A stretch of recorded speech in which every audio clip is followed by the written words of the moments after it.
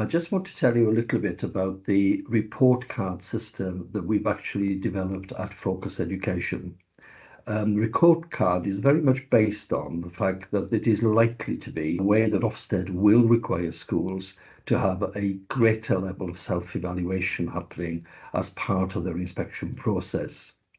On the report card, they have 10 different categories, and the categories are listed on the right-hand side here under leadership and governance, curriculum, developing teaching, achievement, which is broken into two, asking you to focus on the national tests and examinations in the first instance, and achievement across the curriculum is the second instance.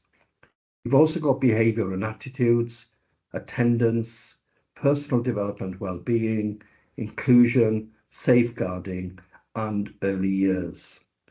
There are 5 expected judgments of exemplary, strong, secure, attention needed, and causing concern against each of those 10 categories. And you are actually required really to look at those very carefully and recognise the fact that Ofsted will make judgments as it stands currently against these 10 categories using the 5 judgments I've outlined.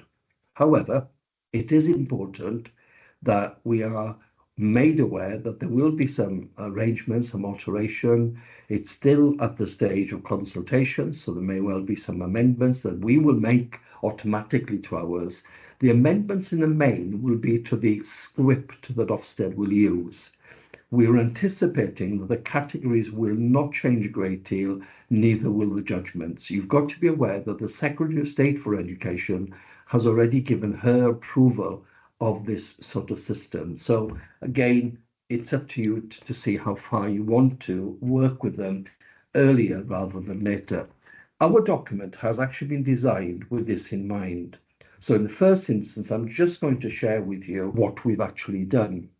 We've actually tried to create a symbol for each of the areas. The curriculum one is given to you on this one. And we've also got links from our descriptors to some questions that you need to be asking yourself, dependent upon which category or which judgment you put yourself in.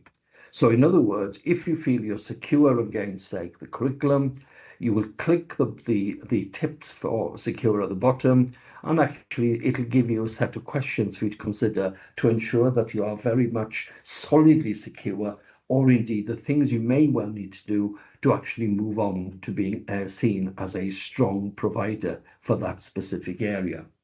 Now, as I go on, I'm just going to share the leadership and government side with you, because to share all 10 will obviously take us an awful long time, but it'll give you a flavour of what we've attempted to do. The first thing we've done is to actually set out exactly what Ofsted has done in its preamble for this one. In other words, its framework, its draft framework, outlines the descriptors as you see. However, from the descriptors, you will see that it doesn't give you much indication other than a fairly generic view of where you be. And indeed, on the exemplary for each of the areas, it's all about actually, more or less about actually saying that if you are actually exemplary, your ability to share how well you've done with other schools is a big, big feature for them. Okay, so for instance, as you can see from there, sorry, let's go back a bit. The first part is strategic leadership and capacity to improve, okay? The second part of that then would be responsible bodies, including employers, trustees, and governance, okay? And then the third part would be the view of parents, carers, and the community. And obviously the staff well-being and workload is another part of their consideration. What we have done is taken all of that and created this. So this actually is a kind of a picture of what it might look like for you. So under exemplary, for instance, I've created here a definitive number of areas which really tells us what we're looking at. So for instance, if you're exemplary, there's a strong culture established which believes that all children, irrespective of their background, can achieve exceptionally high.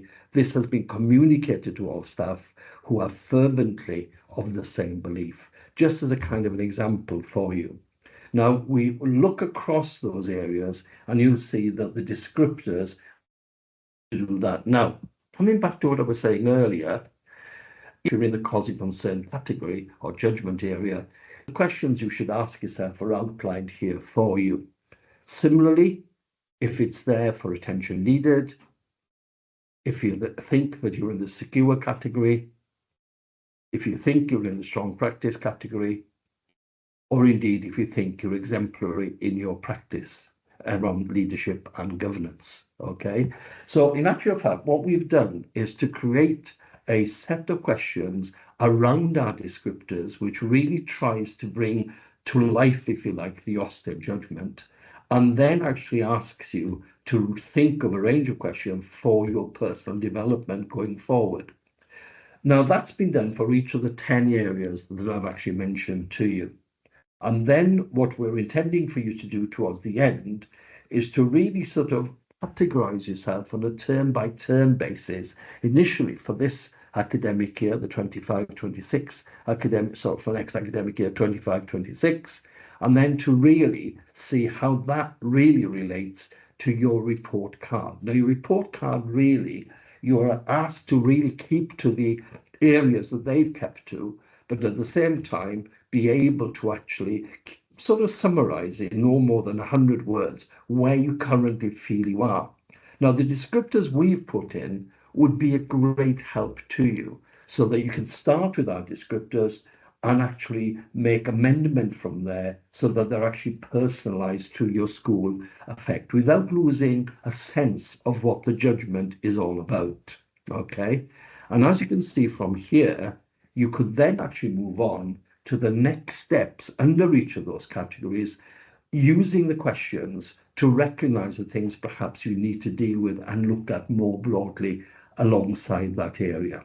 So that's the kind of process. We've basically put together a document which looks at these 10 areas, takes account of the Ofsted judgment, puts them into a word-friendly, I would like to feel, process for you to make a real response to and say, yeah, I think our best fit is in strong or is in secure, etc., and then created for you a set of questions that either actually clarifies or helps you to really feel comfortable about that strong judgment, or indeed actually gives you ambition to move to the next area upwards from there.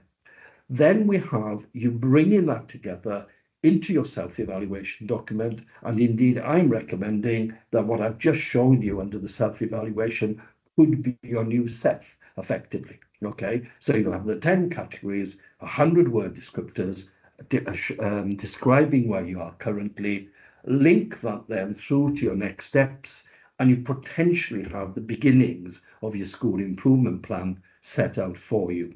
Now, the 10 areas are actually replicated on here, as you can see. Now, our intention is to support you at this level. If and when there are changes to the Ofsted framework, which we are undoubtedly expecting there will be, we will make amendments. We are unlikely to amend the descriptors that we've put in because we believe there will be very little change needed. However, there may be some sort of tweaking around the edges done with the Ofsted process. In the meantime, if that is the case, I promise you that is something we will deal with fairly rapidly and move and support you on this area. Anyway, that's our report card. That's how we are intending to support schools in this way. I hope you found that really helpful and useful, and I hope that the report card system that we're producing will enable you to prepare for your inspection, but more importantly, really help you to self-evaluate and to recognize areas you need to move forward with. Okay, thanks very much for listening. Take care. Thank you.